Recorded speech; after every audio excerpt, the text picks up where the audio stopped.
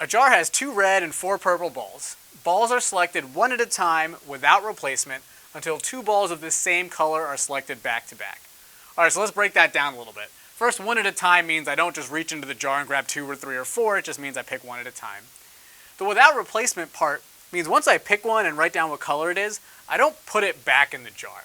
So these numbers are going to change as I pick balls out of the jar. And then finally, how do I know that I'm done? When do I stop?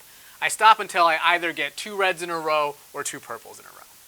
And then the question is, how many elements are in the sample space?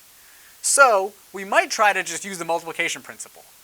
But the first issue with that is we don't even know how many stages there are. We don't know how many balls we're picking. And secondly, we don't even know how many options there are in each stage. Sure, the first stage has 2 options. You either get a red or a purple. But maybe later on there aren't any reds left, so then you only have 1 option. So because we don't know how many stages there are, or in each stage how many options there are, we can't use the multiplication principle to answer this problem directly. What we need to do is make a tree. Alright, so in the first stage we can either get a red ball or a purple ball.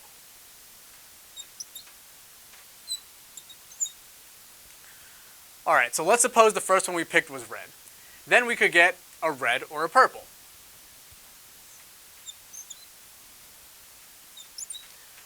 Alright, if we get 2 reds in a row, we're done.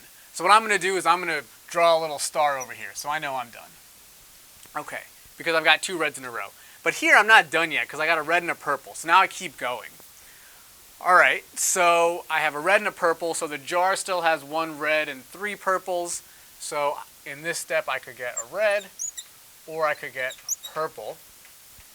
Now, if I get a purple, that's 2 purples in a row, so I'm done. If I get a red, I'm not quite done yet. Okay, so I got to keep going, but now I've already got the 2 reds out of the jar, so there's only purples left. So after this, I could only get a purple, and I'm still not done. And now there's only 2 purples left in the jar and 0 reds. So after this, I would also get another purple, and then I'm done.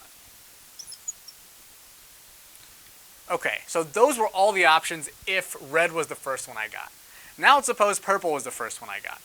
So I still have 2 reds and 3 purples, so I could get a red or I could get a purple. If I get a purple, that's 2 in a row, so we're done. If I get a red, I'm not done yet, and I still have both red and purple in the jar, so I could get a red or a purple.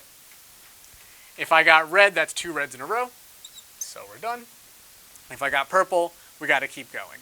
And at this point, we have 1 red left and 2 purples left. So I could get a red or a purple.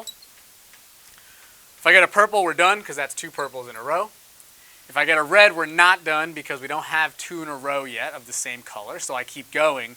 But at this point, when I'm here, 2 reds were in the jar originally, and they're both gone now.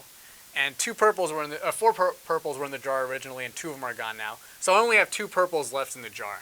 So the next ball I pick would have to be purple. I'm still not done. I need to pick again. That next ball that I get would also have to be purple. And so now I'm done because these 2 are the same. So how many elements are in the sample space? We just have to count how many of these there are, how many stars I drew. So 1, 2, 3, 4, 5, 6, 7. The number of elements in the sample space is 7.